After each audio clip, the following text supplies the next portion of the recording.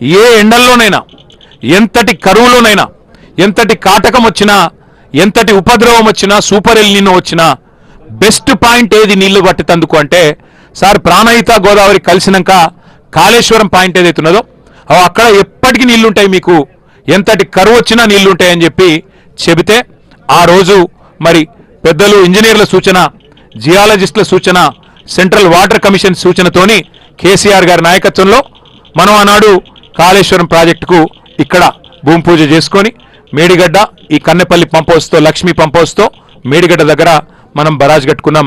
ఈ నీళ్ళని ఎత్తిపోసే ఒక మహాయజ్ఞానికి శ్రీకారం చుట్టినాం.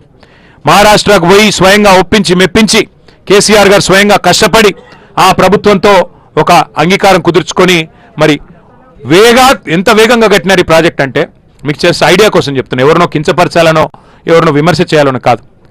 మన పక్కన ఉంటుంది ఆంధ్రప్రదేశ్ రాష్ట్రం.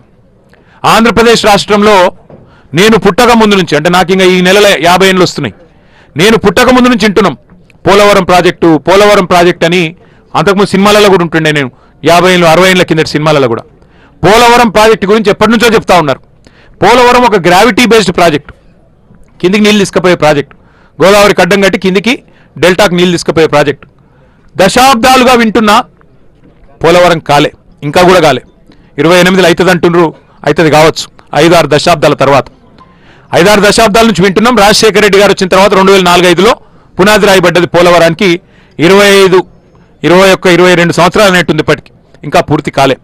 కానీ కేసీఆర్ గారి నాయకత్వ పటిమ, తెలంగాణకు మీద వాళ్ళకు ఉన్న కమిట్మెంట్ కేసీఆర్ గారికి ఏంది అంటే కాలంతో పోటీ పడుతూ 80 మీటర్ల నుంచి 620 మీటర్లకు నీళ్ళు ఎత్తిపోసే ప్రాజెక్ట్, గ్రావిటీ ప్రాజెక్ట్ కాదు ఇది. బాహుబలి మోటార్లు పెట్టి అద్భుతాలు చేసే ప్రాజెక్టుకు ఎక్కడ బెస్ట్ పాయింటో దేవులాడి తుమ్మిడిఎట్టి కింద ప్రాణహిత గోదావరి కలిసినాక ఎండల్లో కూడా నీళ్లు దొరికే ప్రాంతమైంది, కరువులో నీళ్లు దొరికే ప్రాంతమైందని దేవులాడి పట్టుకొని ఇక్కడ మనం ఎక్కడైతే కూర్చున్నామో అక్కడ ఈ ప్రాజెక్టుకు పునాది రాయేసిండు కేసీఆర్.